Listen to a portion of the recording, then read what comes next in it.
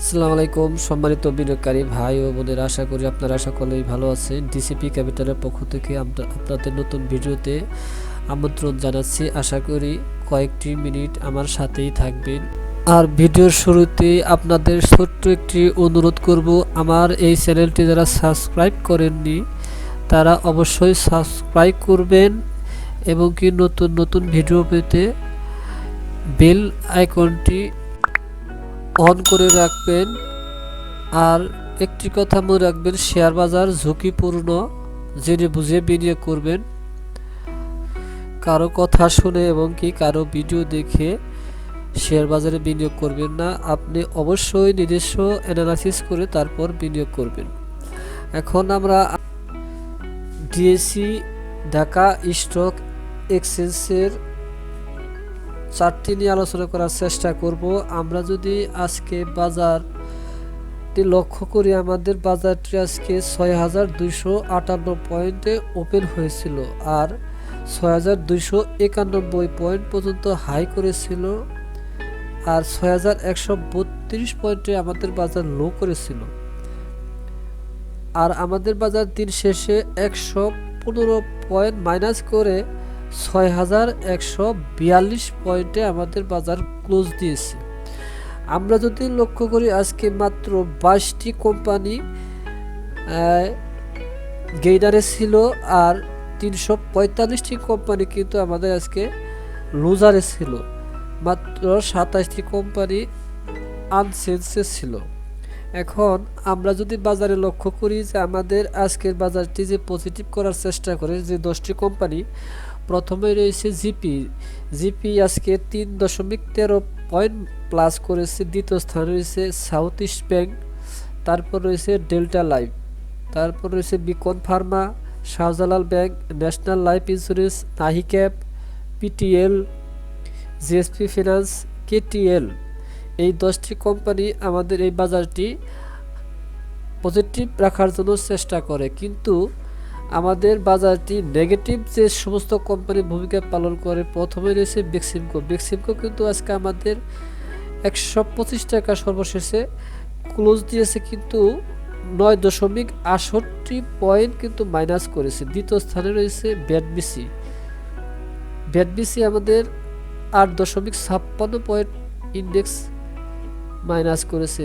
৩ নম্বর রয়েছে বেক্সিমকো ফার্মা, তারপর রয়েছে ব্র্যাক ব্যাংক, তারপর রয়েছে লাফার্স হোলসিম, আইসিবি, ইসলামী ব্যাংক, ইউনাইটেড পাওয়ার, স্কয়ার ফার্মা, পাওয়ার গ্রিড। আমাদের বাজারে যে সমস্ত কোম্পানি ফান্ডামেন্টাল খুব স্ট্রং যে কোম্পানিগুলো আছে, সেই সমস্ত কোম্পানি কিন্তু আমাদের আজকে মাইনাস ভূমিকা পালন বেশি করেছে।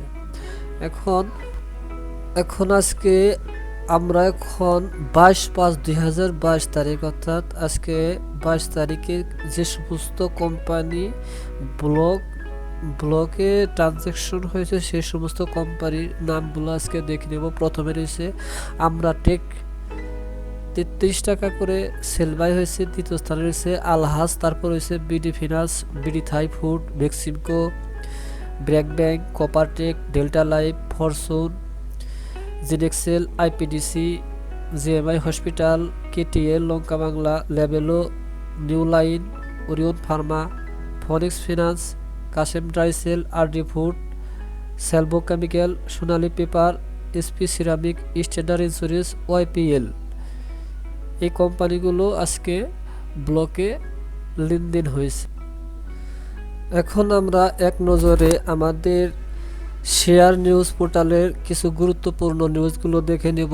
আমরা যদি প্রথমেই লক্ষ্য করি যে আমাদের বাজারের জন্য কিন্তু একটি নতুন ভালো নিউজ এসেছে। মার্জিন ঋণ সুবিধা বাড়ানোর আভাস দিয়েছে সরকার, অর্থাৎ এই ঋণ সুবিধা আগামীকাল অর্থাৎ 23শে মে থেকে আমাদের নতুন ঋণ সুবিধা শুরু হচ্ছে। অর্থাৎ আগামীকাল থেকে যদি কারো ১ লক্ষ টাকা থাকে, ১ লক্ষ টাকায় ১ লক্ষ টাকায় ঋণ সুবিধা পাবেন। এই প্রজ্ঞাপনটি জারি করেছেন বিএসসি, অর্থাৎ এই নিউজটি আমাদের জন্য একটি পজিটিভ নিউজ। আর তারপরে নিউজটি হচ্ছে বিটি পেন লিমিটেডের আইপিও আগামী 22 মে থেকে শুরু হচ্ছে, যা চলবে আগামী 26 মে পর্যন্ত। ডিএসই এই সূত্রে তথ্য জানা গেছে। এর আগে 22 এপ্রিল শেয়ারবাজার নিয়ন্ত্রক সংস্থা Bangladesh security and exchange commission BSc কোম্পানিটির আবেদন অনুমোদন করেছেন। কোম্পানিটি 1,20,00,000 শেয়ার ইস্যু করবে এবং এর মাধ্যমে 12 কোটি টাকা সংগ্রহ করবে। তারপরের নিউজটি হচ্ছে ক্রেতা শূন্য 13 কোম্পানি। তারপরে নিউজটি হচ্ছে অনুমতি না নিয়ে স্বর্ণ ব্যবসায়ী সাকিব ব্যাখ্যা চাইলেন বিএসসি। এখানে আরও অনেক গুরুত্বপূর্ণ নিউজ রয়েছে, সময় কমের জন্য আমরা এর আর দেখাতে পারছি না। আশা করি এই নিউজটির লিঙ্ক আমার এই ভিডিওর ডিসক্রিপশনে দিয়ে দেওয়া হবে।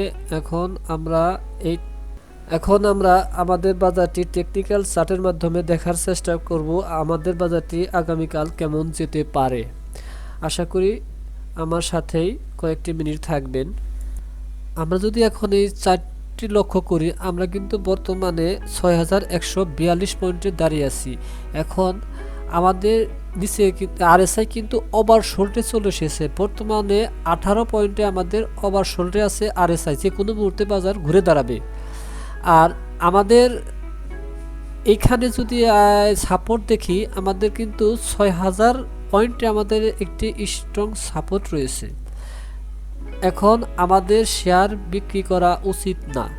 এখন যদি কারো টাকা ক্যাশ ফ্রি থাকে, অবশ্যই এখানে বাই করা যেতে পারে। সম্মানিত বিনিয়োগকারী ভাই বোনেরা, আপনারা কেউ প্যানিক সেল দিবেন না, এই মুহূর্তে শেয়ার বিক্রি করবেন না। আমাদের কিন্তু নিচে একটি স্ট্রং সাপোর্ট রয়েছে 6000 লেভেলে।